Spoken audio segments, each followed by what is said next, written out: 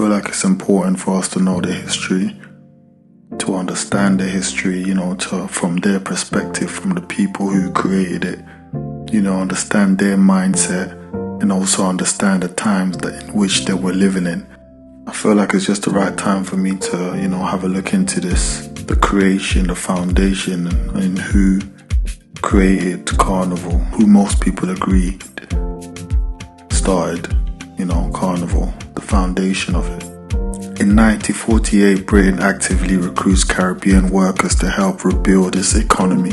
Ansel Wong, who's the former Carnival chair, he stated this: Trinidad Carnival also has a link to European festivals because it's a historical colonial relationship with Trinidad and Tobago from the metropolitan countries of Spain, Portugal, France, and the United Kingdom. Now we have to realize wherever these countries are mentioned, Spain, Portugal, France, and United Kingdom, especially if they're all together like that, then there was a heavy play of slavery in those times, and the cultural influence of those times that roots us back to Africa.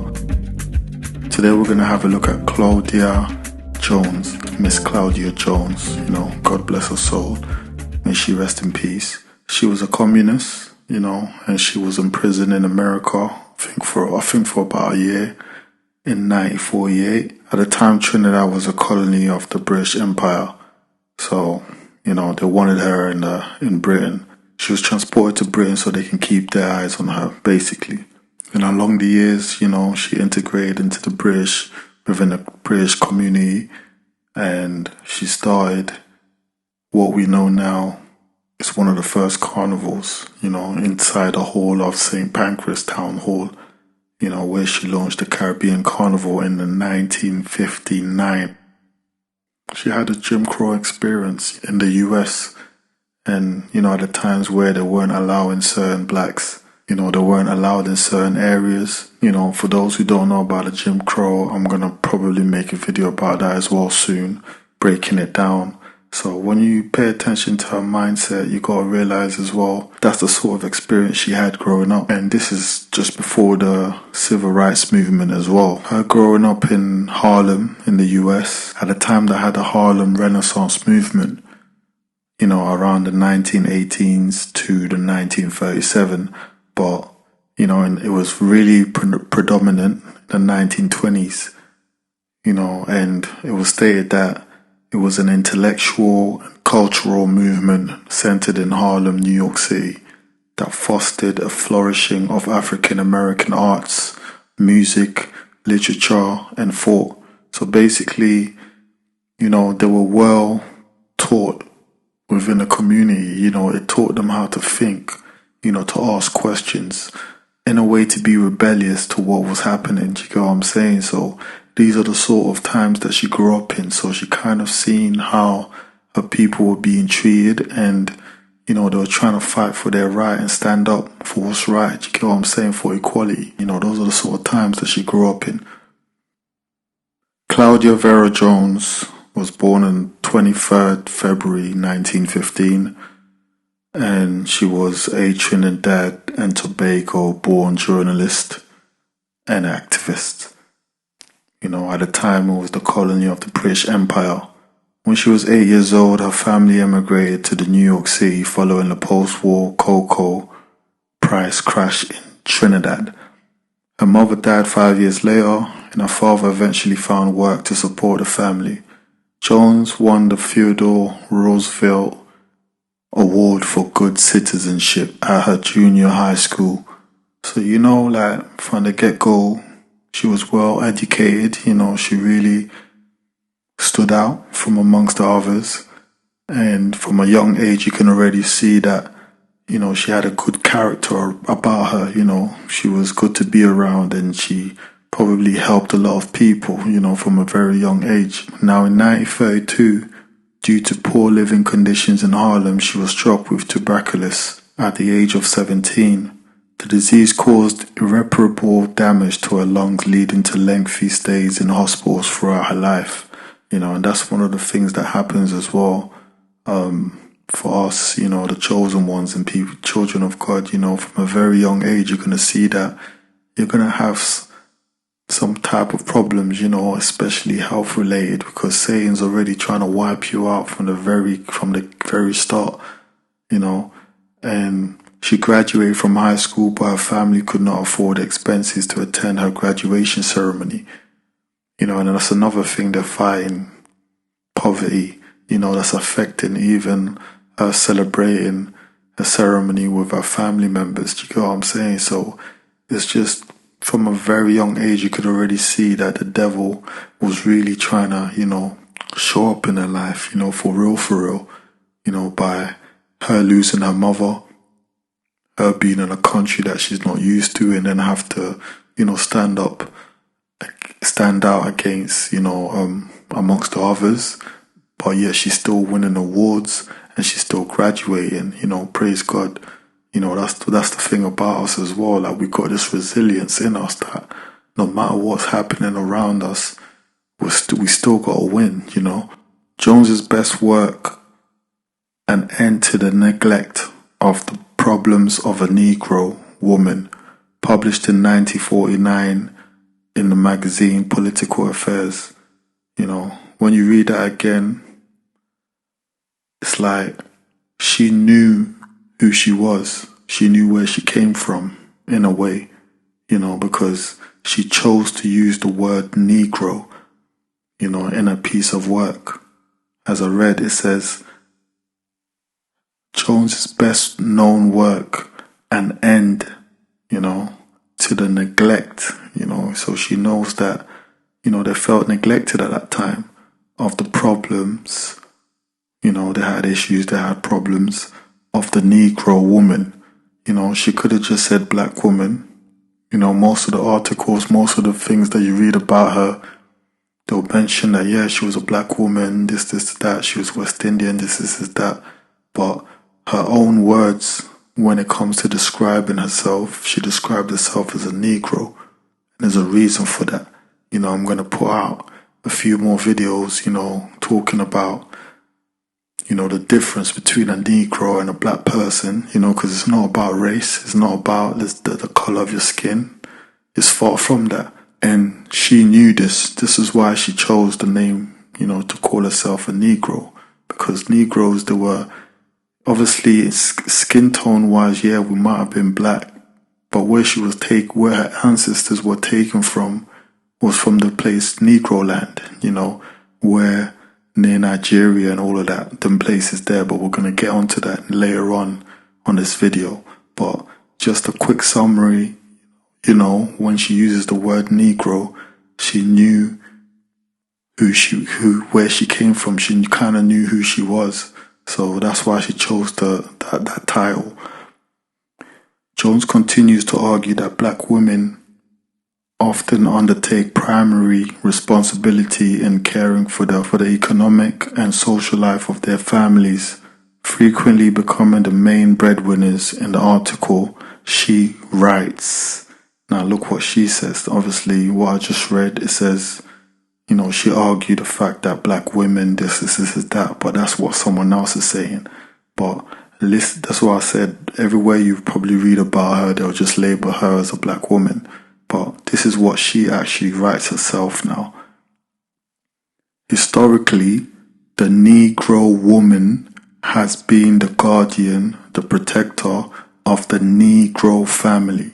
As mother, as Negro, and as a worker, the Negro woman fights against wiping out of the Negro family. This is in her own words. This is what she's describing. She's saying that the Negro woman fights against the wiping out of a Negro family. Now you gotta understand, in the times that she was growing up, around them times,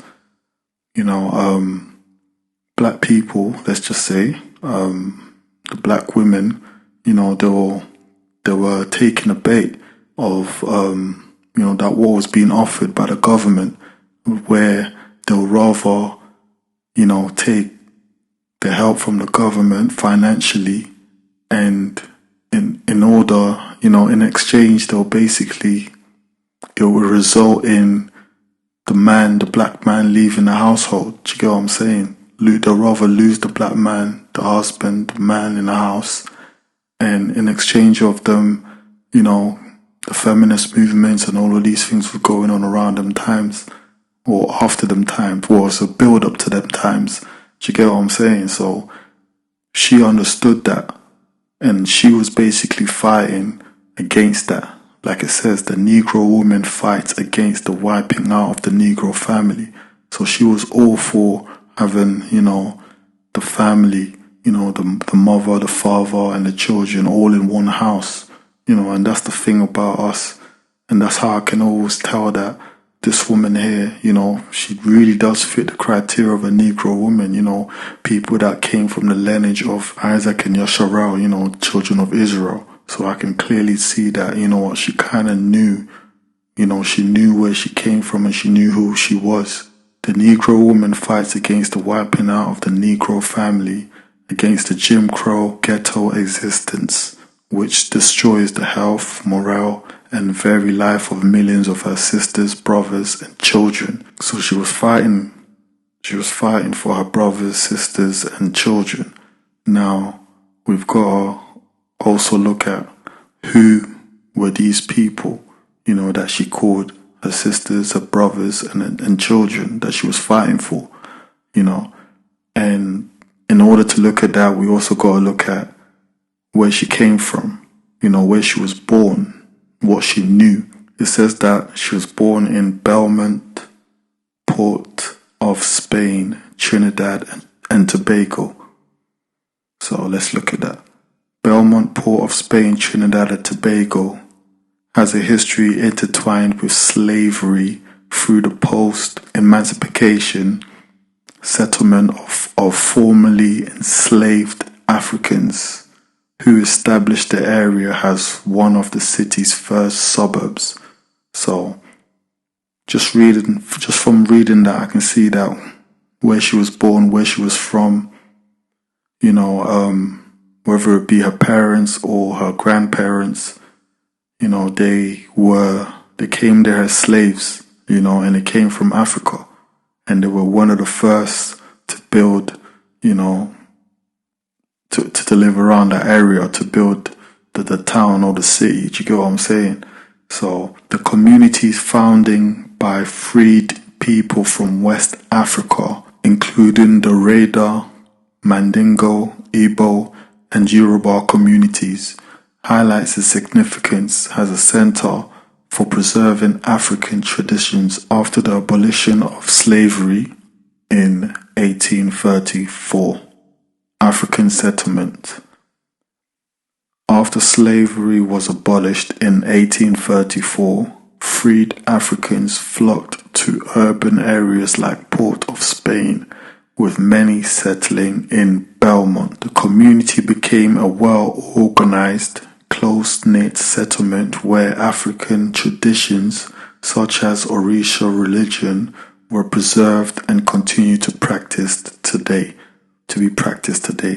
So it's already showing me that her ancestors, let's say her grandparents, they were slaves that came from West Africa, Mali or Nigeria, them sort of Guinea, all them sort of places there. And obviously studying history, I can see that even here actually, it actually says it, them sort of places, they practice the Orisha religion, the deity, these, I don't know whether they were gods or whatever they were, the Orisha religion is basically just paganism. At the end of the day, it's an abomination to Yah, to God. So you can already see the background of where her ancestors came from. Emancipation. The British Parliament passed the Act of Abolition of Slavery in 1833, which became effective in 1834, ending slavery throughout the British colonies. Post-emancipation. Trinidad saw an influx of freed Africans to its urban centers, with Belmont becoming a significant settlement for them. So that's the background of where, her people came from. West Africa, Mali, Guinea, Nigeria, all them sort of places there. But at the time, they were practicing Orisha religion, mainly. So, which was an abomination to God. But it doesn't mean to say that she might not have been, part of the lineage of the, the black Jews, the Hebrews, who were scattered around because of the, the curse of Deuteronomy. Soon her reputation as an essayist was being consolidated as a political strategist. However, her fame and influence brought with its surveillance by the FBI. Within 10 years, she would be deemed a threat to the national security and deported from the US. She was deported in 1955 and subsequently lived in the United Kingdom. That's just what happens when you're a chosen one. When you're shining the light on things, i.e. when you're shining the truth on things and you're resilient and ambitious, and you're the voice for the people, for the community. This is just what happens, you're going to be labeled a threat, to the government. And this is just who she became. So, she got kicked out of the US and she entered the United Kingdom. She founded Britain's first major black newspaper, the West Indian Gazette, in 1958 and organized Britain's first Caribbean Carnival. The carnival was held in Camden Town Hall in January 1959 and featured steel bands, calypso singing, dancing, costumes, and food. The carnival was very successful and ran at venues across London for 5 years, the second largest annual carnival in the world. In 1948, she was arrested and sentenced to the first of 4 spells in prison, incarcerated on Ellis Island. She was threatened with deportation to Trinidad. Following a hearing by the Immigration and Naturalization Service, she was found in violation of the McCarran Act for being an alien. Them days when they say alien is basically a non-citizen of that country, and in this time it was the US, so she was a non-US citizen. So that's just what an alien means. Who had joined the Communist Party. Several witnesses testified to her in party activities, and she had identified herself as a party member since 1936 when completing her alien registration on 24th December 1940. In conformity with the Alien Registration Act, she was ordered to be deported on the 21st December 1950. In 1951, aged 36 in prison, she suffered her first heart attack. Well, like I described as well from the very beginning, all the struggles, the pain of losing your mother, and then obviously she encountered a disease, and now she's been thrown in prison, Then on top of that, she's getting her first heart attack while in prison. 36-year-old woman, and she was single as well with no child. So it's like, the world really is against you at them times there. Really was against her. That same year she was tried and convicted. She was released on 23rd October 1955. She was refused entry to Trinidad and Tobago, partly because the colonial governor, Major General Sir Hubert Elvin Rance, was of the opinion that she may prove to be troublesome. You're a threat, that's just what it is. She was eventually offered residency in the United Kingdom on the humanitarian grounds, and federal authorities agreed to allow it when she agreed to cease protesting her deportation. They just wanted to shut her up, basically. On the 7th December 1955, at Harlem's Hotel Teresa, 350 people gathered to see her off. She was the voice of the streets. She was all about the community. Now let's talk about her life when she entered the UK. Jones arrived in London 2 weeks later, at a time when the British African Caribbean community was expanding, because of the Windrush. She immediately joined the Communist Party of Great Britain, CPGB, upon her arrival in Britain and remained a member until her death. From her experiences in the United States, Jones believed that people without a voice were as lambs to the slaughter. I get that. She had a voice, and she was ready to go all out. The one thing that I'll say though is that she didn't really get a chance to start a family, because she was just all out, for the community, for her people. And, that's probably one of the reasons why she just felt drained. In March 1958, above a barber shop in Brixton, she founded and thereafter edited the West Indian Gazette. Its full title, subsequently displayed on its masthead, has West Indian Gazette and Afro-Asian Caribbean News, WIG. The paper became a key contributor to the rise of consciousness within the Black British community. She was basically waking people up, making them think, making them ask questions, making them want to fight, just giving them that ambitious spirit that she had within her.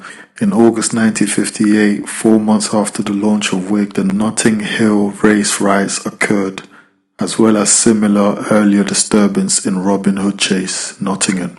So after she launched her magazine, of trying to wake people up in a way, all of a sudden there was a riot. As a result, Claudia identified the need to wash the taste of Notting Hill and Nottingham out of our mouths. It was suggested that the British black community should have a carnival.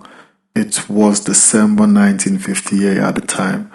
So the next question was, what, this winter? Jones used her connections to gain use of St. Pancras Town Hall in January 1959 for the first Mardi Gras-based carnival. The event was televised nationally by the BBC. These early celebrations were optimized by the slogan, "A people's art is the genesis of their freedom." A footnote on the front cover of the original 1959 souvenir brochure states, "A part of the proceedings from the sale of this brochure are to assist the payments of fines of colored and white youths involved in the Notting Hill events." Jones died in London on Christmas Eve 1964, aged 49, and was found on Christmas Day at her flat. A postmortem declared that she had suffered a massive heart attack due to heart disease and tuberculosis. Damn, I probably butchered that word, but yeah, it just seems to me that she was tired, all that running around, trying to fight for the community, fight for the people, fight for her peoples, fighting against the government, against the US and all of that, getting thrown in prison, no husband, and just, her mother dying, and then she's got this health issue. It's a lot for, a woman in her times, do you get what I'm saying, that can clearly see the future and was really trying to fight for the future, so definitely rest in peace to her. And I feel like she was definitely she definitely was, because she knew who she was, She mentioned that, she gave herself the title that, yeah, she was a Negro. And when you look at her background of where her ancestors were, where her grandparents came from, it was West Africa, do you get what I'm saying, during the slavery times. So there's a high possibility that she was from the lineage, Israel, Yasharel. And I feel like she really was, because she definitely had all the attributes of someone who's chosen, to make a change. But the thing that's wrong with that as well is that if you don't, because she tried to do it by her own strength, and that's where many of us go wrong. I've realized that as well myself, that it's not by our own strength or by our own might, You can do all things through Christ who strengthens you. So if it's in God's will, we gotta make sure that we fall in alignment along the path. We take our time with things. Sometimes it's time for us to go, and know when it's time for us to just, chill. Do you get what I'm saying? So that's where a lot of us sometimes go wrong. That we can see the future, we can see what needs to be done, but we do need to take our time with things and wait on God. She was definitely someone who was supposed to lead. You know, she tried her best. She did her thing. You know, God bless her, and may she rest in peace. But when you look at where Carnival is now, you've got to think to yourself, like even when she was alive, even when she was doing the events, you know, in the town halls, when you look at the pictures and the footages and that, and then you're seeing the dancers and then people there turning up with all these costumes with the markings on their face and all of that. You know, you can clearly, I can clearly see the influence of the Orisha, whatever you call them, the Orisha religion. Do you get what I'm saying? So most of the people these days, they'll be like, yeah, we're celebrating our culture. But what is the culture? What is the culture you're celebrating? Because look, when you look at the foundation of the person who created this, you know, Claudia, when you look at her background and where she came from, where her ancestors came from, it was West Africa, and the religion that they were deep into was the Orisha religion. So is that what you're celebrating? Because clearly that's where the costumes and the influence of all these paintings and all of this stuff, that's where it comes from. So that's the culture that we're celebrating in Carnival, and we've got to realize that that's just an abomination at the end of the day to the Almighty God. Do you know, it's not of God. Do you get what I'm saying? So when I look at the foundation, when I analyze her intentions, obviously her intentions was good. You know, she wanted to break out of the so-called bondage, you know, but I feel, you know, this is just my personal opinion, I feel that along the way, you know, it was a false light in a way, because look at where we are at now, where every year Carnival happens, and then you look at the sort of people that are turning up and look at the sort of things that they're doing, and it's got nothing to do with what she was trying to fight for years back, you know. So this is just something that I feel like I had to share. I feel like we need to be careful with these sort of things and participating in these sort of events, because when you look at the root of where it comes from and then the person's background, you can clearly see that, you know, we weren't delivered. We're not free. We're still in bondage.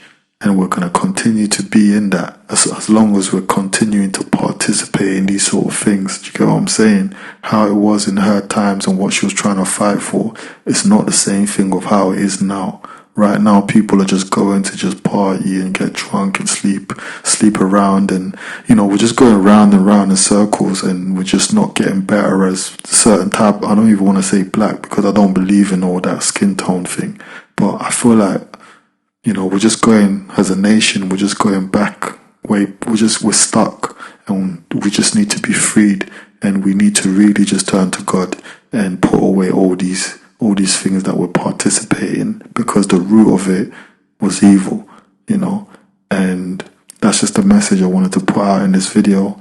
So I hope you've learned something from this video, and if you have, make sure you press the like button, and I'll see you on the next video. Just remember that I love you, but remember Yeshua loves you more. Remember to subscribe as well if it's your first time seeing me today, and I'll see you on the next video. God bless you. Beauty contest for colour girls. Pick your Carnival queen. Dance all night, comrade, because tonight's the last night you'll ever experience. We don't want you to think, because thinking is painful, and our jobs is to wipe out the pain. It's a gesture of peace, that's all. Ahmed was right. We don't need gestures. We need action. Protection groups patrolling the streets so people can walk without the fear of walking into beatings. Lobbies, protest.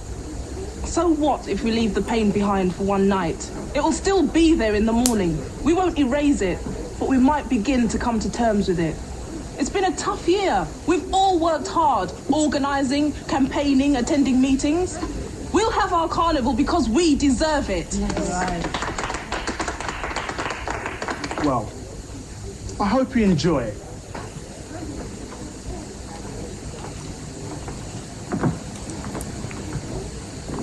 Why this constant battle for control? I'd better go after him. It's awful when he gets like this. Dina, don't go. I have to. I need your support here tonight. My husband needs me.